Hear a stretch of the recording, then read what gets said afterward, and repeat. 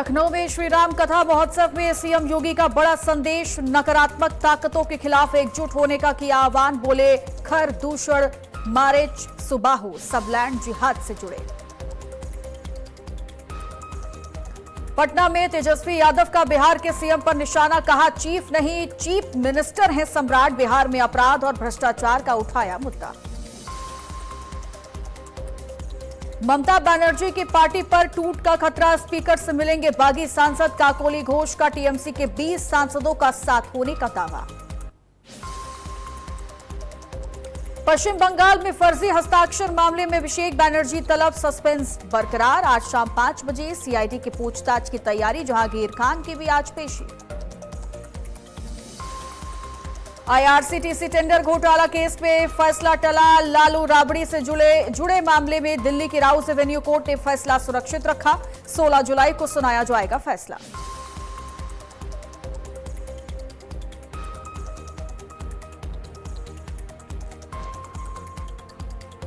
नमस्कार, स्वागत है आपका आज की खबर में। आपके साथ मैं हूं चित्रा सिंह और आप देख रहे हैं हमारा खास बुलेटिन। साथ ही अब आप जुड़ सकते हैं मेरे साथ भी मेरे सोशल मीडिया प्लेटफॉर्म से, नीचे दिए गए सोशल मीडिया हैंडल के जरिए।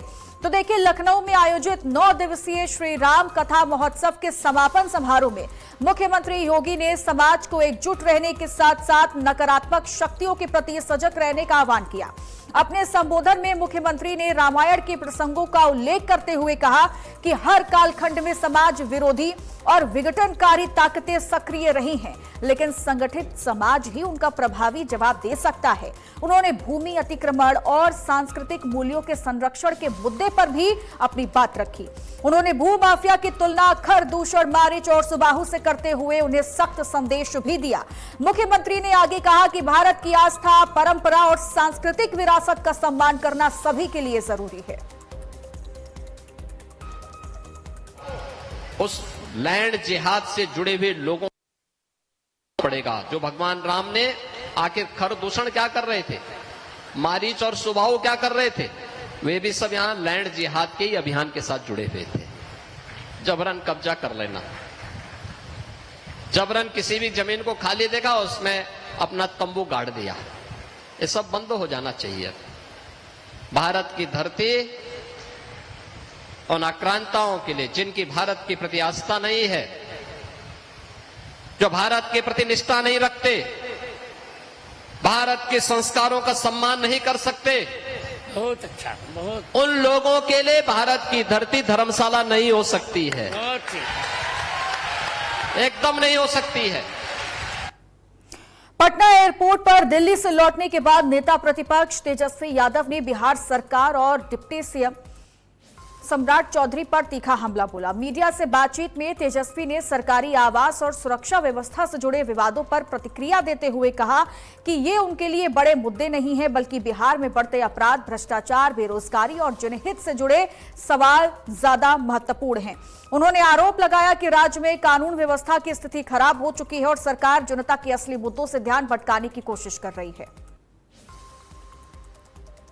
आज चौधरी चीफ मिनिस्टर नहीं है, वो चीफ मिनिस्टर है। ये बात आप समझ लीजिए। He is not a chief minister, he is a chief minister. तो चीफ राजनीति, नकारात्मक राजनीति और छोटी सोच के साथ, एक घृणा भाव के साथ वो राजनीति कर रहे हैं।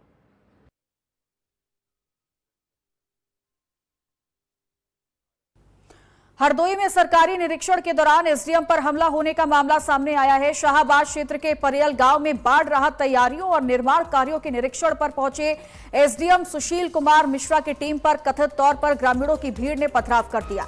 घटना का वीडियो भी सामने आया, जिसमें भीड़ को सरकारी वाहन घेरते और हंगामा करते हुए देखा जा सकता है। पथराव में एसडीएम घायल हो गए, जिन्हें उपचार के लिए अस्पताल भेजा गया। घटना के बाद प्रशासन ने सख्त रुख अपनाते हुए इलाके में भारी पुलिस बल तैनात कर जांच और कार्रवाई शुरू कर दी है।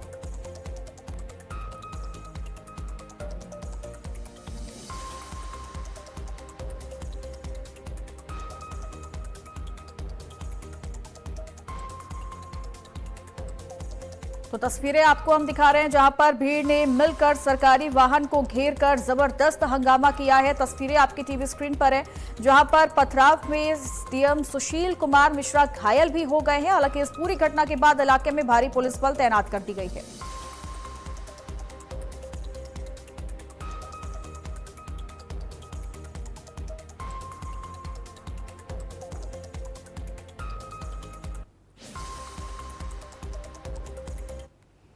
तो पूरा मामला देखिए हरदोई का है जहां पर हरदोई में भीड़ ने इकट्ठा होकर एसडीएम पर हमला कर दिया है। सरकारी वाहन पर पथराव किया गया है। तस्वीरें आपकी टीवी स्क्रीन पर हम दिखा रहे हैं। हालांकि एसडीएम यहां पर निरीक्षण करने के लिए पहुंचे हुए थे, जिसके बाद जैसे ही एसडीएम की गाड़ी यहां पहुंचती है, यहां भीड़ एकत्रित होकर लगातार विरोध करना शुरू कर देती है। और बताया जा रहा है कि सरकारी निरीक्षण के दौरान एसडीएम पर हमला भी किया गया है। शाहाबाद क्षेत्र के गांव में बाढ़ राहत तैयारियों और निर्माण कार्यों के निरीक्षण पर एसडीएम वहां पहुंचे हुए थे। मनोज हमारे सहयोगी इसी खबर पर जुड़ गए तमाम जानकारी के साथ। मनोज, वहां की स्थिति इस वक्त अभी क्या बनी हुई है? ऐसा क्या हुआ जिसकी वजह से एसडीएम पर भीड़ को इकट्ठा होकर हमला करना पड़ा?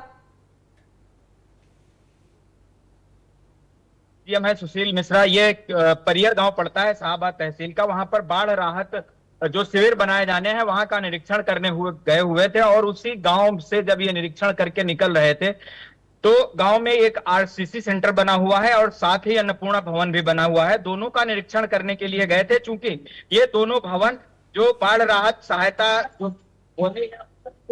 देने के लिए अधिग्रहित किए जाने थे और इस सिलसिले में ये वहां पर पहुंचे थे। तो जो जिला पंचायत के सदस्य हैं लाला राम राजपूत, भारतीय जनता पार्टी के सदस्य हैं जिला पंचायत से, उनके बेटे उदयवीर के साथ एसडीएम से कुछ कहा सुनी हुई और उसके बाद जब एसडीएम के साथ अभद्रता की गई तो उन्होंने उनको गाड़ी में बैठा लिया। जिसके बाद जो उनकी माता जी थी प्रधान गांव की, उनके नेतृत्व में महिलाएं वहां पर पहुंची हैं। एसडीएम के साथ अभद्रता की गई, गाली गलौज किया गया, पथराव किया गया। कहा तो ये भी जा रहा है कि लाठी डंडे चले हैं, गाड़ी भी टूटी है, साथ ही एसडीएम के सर में चोटें आई हैं, अन्य जगह पर चोटें आई हैं, जिसके बाद वहां पर काफी हंगामा हुआ। हालांकि अब स्थिति गांव की सामान्य है। गांव में भारी संख्या में पुलिस बल तैनात कर दिया गया है और अब इस पूरे मामले में एफआईआर दर्ज कर कार्रवाई की जा रही है। तो जो लाइव तस्वीरें वहां से गांव से निकलकर सामने आई हैं उनमें साफ देखा जा सकता है कि किस तरह से महिलाएं उग्र होकर एसडीएम के ऊपर पथराव कर रही हैं और उनके साथ लाठी डंडों के साथ मारपीट कर रही हैं। तो क्या इस भीड़ में जो जो लोग शामिल रहे हैं, जो महिलाएं शामिल रही हैं, उन्हें चिन्हित किया जाएगा और उसके बाद क्या इन सभी को हिरासत में भी लिया जा सकता है? जी हाँ, बिल्कुल। देखिए, चूंकि मजिस्ट्रेट हैं, एसडीएम है और इनके ऊपर पथराव हुआ है, उनको गंभीर चोटें आई हैं, तो ऐसे में जानलेवा हमले का मुकदमा भी पूरे मामले में दर्ज किया जा सकता है। जिलाधिकारी अनुनय झा ने भी कहा था कि इस पूरे मामले पर सख्त कार्रवाई की जाएगी। देर रात तक सभी अधिकारी भी मौके पर पहुंचे थे और तमाम जांच पड़ताल के बाद अब इन पूरे मामलों पर मुकदमा दर्ज किया जा रहा है। जो वीडियो में दिखाए जा रहे हैं लोग, जो दिख रहे हैं, ऐसे लोगों को चिन्हित किया जा रहा है और ऐसे सभी लोगों के विरुद्ध कार्रवाई पुलिस कर रही है जो लोग इस घटना में शामिल थे, जिनमें से जिला पंचायत सदस्य जो है लाला राम राजपूत, उनका बेटा है उदयवीर और जो उनकी पत्नी है वहां की प्रधान है। इन लोगों पर जो मुख्य रूप से ये लोग हैं, तो इनके विरुद्ध भी एफआईआर दर्ज कर पूरे मामले में कार्रवाई करने की बात प्रशासन कर रहा है। ठीक है, बहुत बहुत शुक्रिया आपका तमाम जानकारी देने के लिए। और अब देखिए, गोंडा में राशन कार्ड सत्यापन अभियान के तहत बड़ी कार्रवाई की गई है। खाद्य एवं रसद विभाग ने अपात्र पाए गए 13,000 से ज्यादा राशन कार्ड निरस्त कर दिए। विभाग के अनुसार जिन परिवारों की वार्षिक आय निर्धारित सीमा से ज्यादा है, जो आयकर दाता है, जिनके पास 4 पहिया वाहन, 1 से ज्यादा असलहे या अन्य निर्धारित मानकों से ज्यादा संसाधन है, उन्हें सार्वजनिक वितरण प्रणाली के लाभ के लिए अपात्र माना गया। आधार और अन्य सरकारी अभिलेखों के सत्यापन के बाद यह कार्रवाई की गई। विभाग का कहना है कि पात्र लाभार्थियों तक योजनाओं का लाभ पहुंचाने के लिए अभियान आगे भी जारी रहेगा।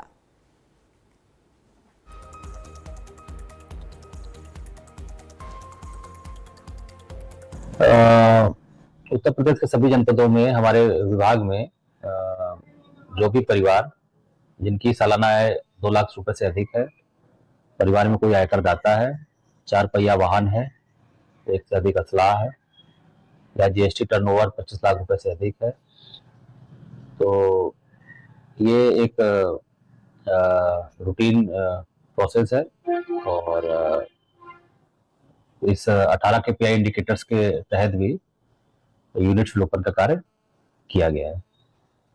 कितने यूनिट्स कटेंगे? 18 KPI इंडिकेटर्स के तहत अब अभियान चला करके अपात्र लोगों के 13,192 यूनिट्स का अवलोकन किया गया है।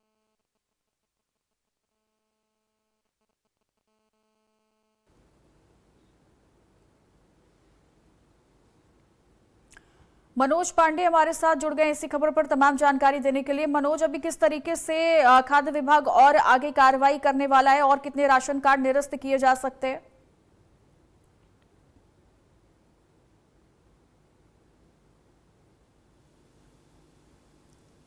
मनोज, आपने शायद म्यूट किया हुआ है, म्यूट कर लीजिएगा ऑडियो।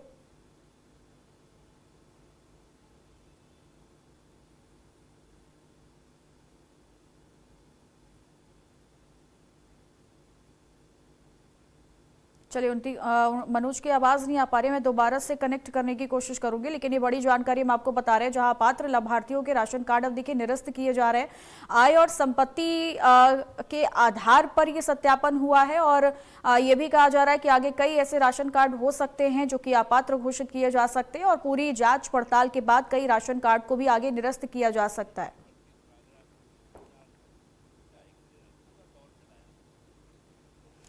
बलिया में मालवाहक वाहन मालिकों ने जिलाधिकारी से न्याय की गुहार लगाई है। नरही थाना क्षेत्र के गाड़ी मालिकों का कहना है कि साल 2024 में महाकुंभ के दौरान भरौली से नरही तक मालवाहक वाहनों के आवागमन पर लगाया गया प्रतिबंध अब तक नहीं हटाया गया।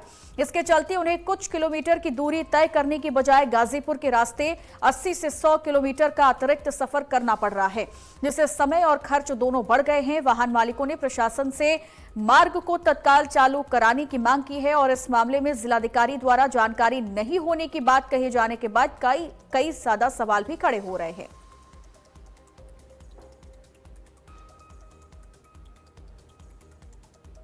कार्यालय पे इसलिए आया हूँ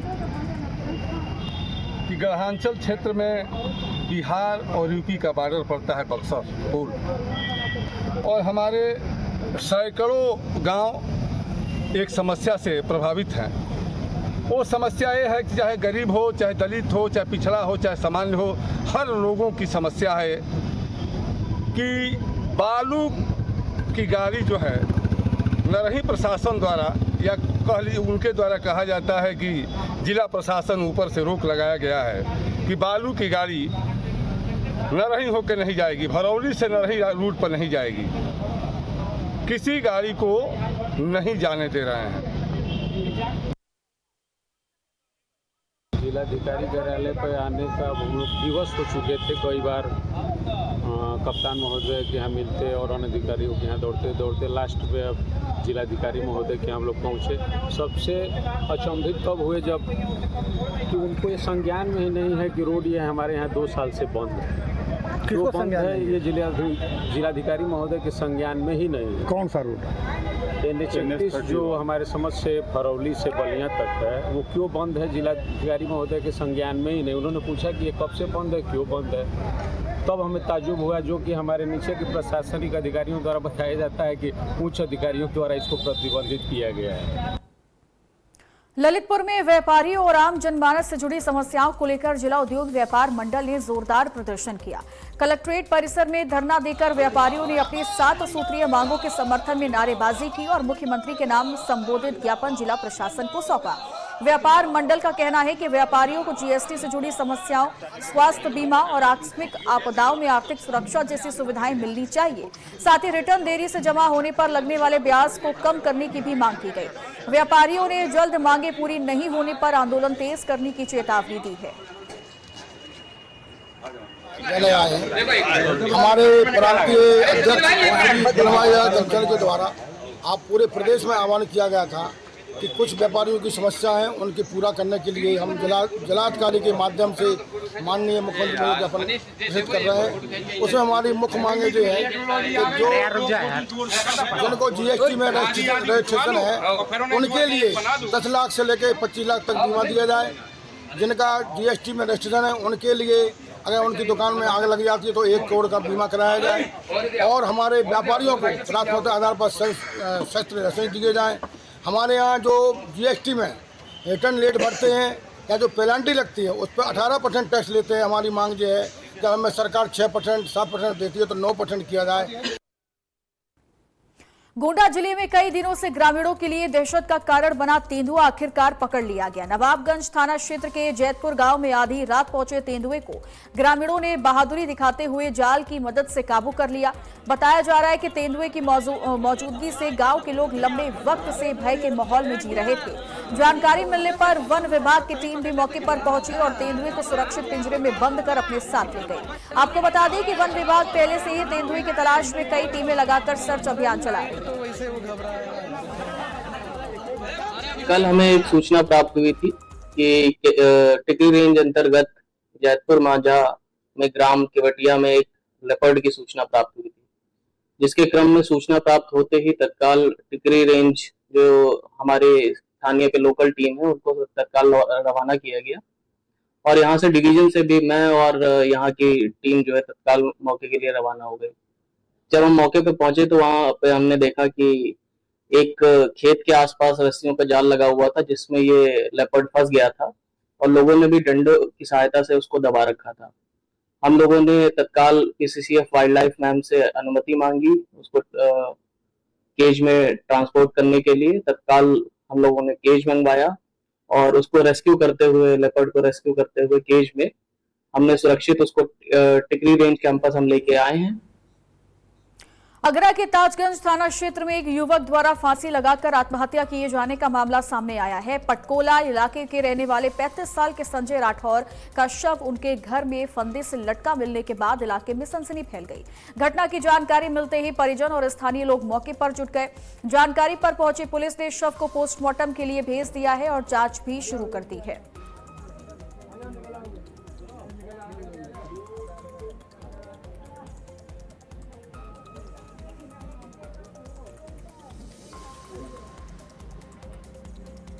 प्रयागराज के मेजा थाना क्षेत्र में 11वीं की छात्रा की मौत से इलाके में सनसनी फैल गई। रामनगर चौकी क्षेत्र के मटीही गांव की रहने वाली 13 साल की छात्रा ने कथित तौर पर फांसी लगाकर जान दे दी। परिजनों का आरोप है कि गांव का एक युवक लंबे वक्त से छात्रा को परेशान कर रहा था और हाल ही में उसके साथ छेड़छाड़ की घटना भी हुई थी।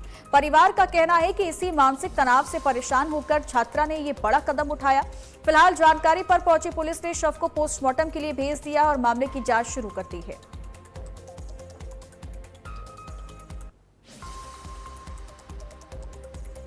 स्कूल जा पा रही है, न तो घर पे रह पा रही, न खेतों से वाले जा पा रही है।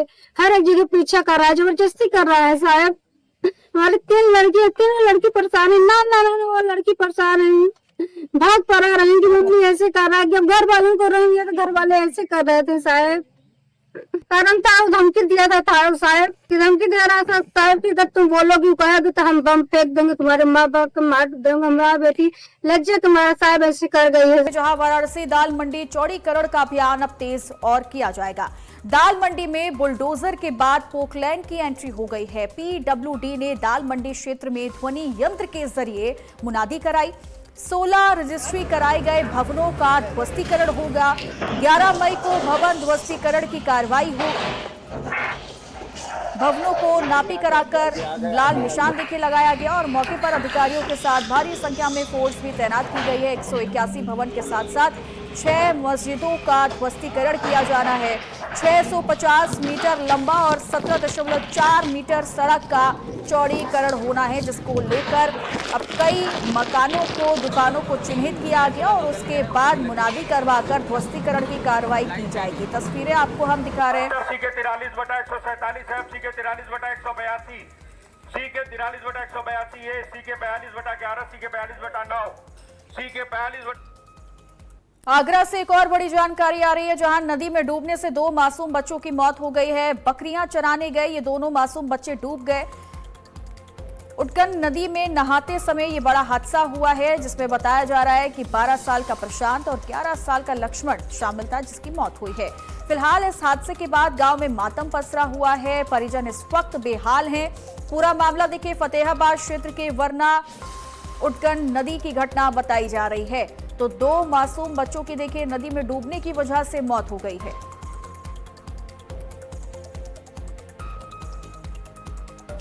ललितपुर में एक वारंटी अभियुक्त को पकड़कर ला रही पुलिस टीम उस समय मुश्किल में पड़ गई जब आरोपी रास्ते में पुलिस जीप से कूदकर भागने की कोशिश करने लगा। बताया जा रहा है कि पुलिस टीम उसे एक आपराधिक मामले में गिरफ्तार कर रात के समय थाने ला रही थी। जैसे ही आरोपी वाहन से कूदा, उसे पकड़ने के लिए पुलिसकर्मी भी पीछे दौड़ पड़े।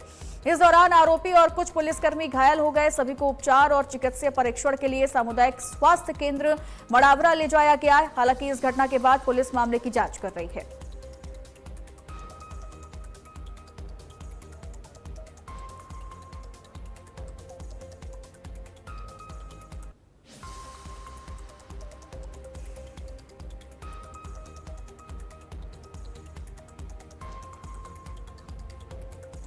सीतापुर में उस समय हड़कंप मच गया जब एक महिला अपनी मांगों को लेकर पानी की टंकी पर चढ़ गई। महिला का आरोप है कि उसके खिलाफ दर्ज किए गए मुकदमे फर्जी हैं और उन्हें तत्काल वापस लिया जाना चाहिए।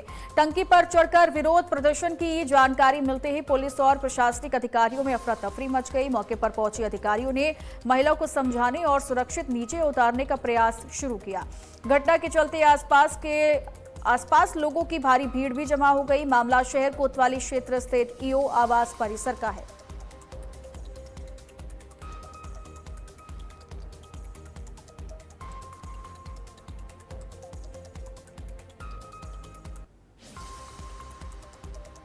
कानपुर देहात से बड़ी खबर है, जहां रेप के प्रयास की पीड़िता की सुनवाई नहीं हो रही है। दर दर भटकने को पीड़िता मजबूर है। बताया जा रहा है कि युवक ने घर में घुसकर दुष्कर्म करने की कोशिश की थी। चीख पुकार सुनकर लोग इकट्ठा हो गए थे और लोगों के इकट्ठा होने के बाद आरोपी वहां से फरार हो गया था। किशोरी का यह आरोप है कि थाने में उसकी शिकायत नहीं सुनी जा रही है और इसी बात को लेकर, इसी मसले को लेकर यहां पर तस्वीरें भी हम आपको दिखा रहे हैं, जहां पर एप्लीकेशन भी लिखी गई है और न्याय की गुहार लगाई जा रही है। और वहीं अलीगढ़ पुलिस ने 48 घंटे के अंदर एक सनसनीखेज फिरौती कांड का खुलासा करते हुए एएमयू के एक कर्मचारी को गिरफ्तार किया। आरोपी पर लॉरेंस बिश्नोई के नाम का इस्तेमाल कर एएमयू प्रोफेसर, चिकित्सकों, ज्वेलर्स के साथ कई लोगों से लाखों रुपए की फिरौती मांगने का आरोप है। पुलिस जांच में सामने आया कि आरोपी इशरत हुसैन ऑनलाइन ट्रेडिंग में करीब 80 लाख रुपए गंवा चुका था और इसी नुकसान की भरपाई के लिए उसने ये साजिश रची। आरोपी ने दिल्ली के एक होटल में रहकर स्पीड पोस्ट के जरिए धमकी भरे पत्र भेजे थे। आपको बता दें कि पुलिस ने आरोपी के कब्जे से फर्जी दस्तावेज भी बरामद किए हैं। शहर के अत्यंत प्रतिष्ठित ज्वेलर ने मुझसे संपर्क किया था कि उनको एक एक्सटॉर्शन का लेटर आया है जिसमें उनसे 50,000 USDT, जिसकी कीमत लगभग 50 लाख रुपए है, उसकी डिमांड की गई है। और उसको बोला गया है कि मैं संबंधित जो एक्सटॉर्शनिस्ट है वो लॉरेंस बिश्नोई है और उसने पैसों की डिमांड की और साथ ही साथ अपने ब्लॉकचेन का एड्रेस भी दे रखा था। इसी दौरान एक शहर के प्रतिष्ठित डॉक्टर ने भी मुझसे संपर्क किया था मेरे SUG पे। उनको भी इसी तरह की लेटर आया था स्पीड पोस्ट के माध्यम से, उनसे भी डिमांड पैसों की गई थी। CO सर्वम के नेतृत्व में टीम का गठन किया गया, पोस्ट ऑफिस से बात की गई। उसके बाद हमारी टीम दिल्ली गई, दिल्ली में CCTV फुटेज और वहां के पोस्ट ऑफिस से बात की गई, होटल में चेकिंग की गई, दिल्ली पुलिस से भी थोड़ी सहायता ली गई इस केस में। उसके बाद फुटेज के आधार पे हमको एक व्यक्ति का पता चला जो कि अलीगढ़ का ही रहने वाला है, AMU में कार्यरत है। तो सभी से संपर्क किया, पुलिस ने बहुत ही त्वरित कार्रवाई की, गोपनीयता भी बरकरार रखी। 2 दिन निरंतर कार्रवाई के पश्चात इस सनसनीखेज जो एक्सटॉर्शन की डिमांड की गई थी उसका खुलासा हुआ है। हसमत हुसैन को पुलिस ने गिरफ्तार किया है। कुशीनगर से बड़ी खबर है, जहां खेत में प्राचीन खजाना मिलने की बात की जा रही है। खेत में प्राचीन चांदी के सिक्के मिले हैं। खेत में सफाई के दौरान चांदी के सिक्के पाए गए। 30 चांदी के सिक्के मिलने से इलाके में इस वक्त पूरी चर्चा बनी हुई है। ग्रामीणों में छीना झपटी का माहौल भी बन गया। सिक्कों पर अरबी और उर्दू लिपि में लिखा गया है। जानकारी पर पहुंची तराई सुजान पुलिस ने राधेश्याम वर्मा के घर से सारे सिक्कों को बरामद कर लिया है और तरिया सुजान थाने के गोपालपुर ओझवलिया गांव का ये मामला आपको बता रहे हैं।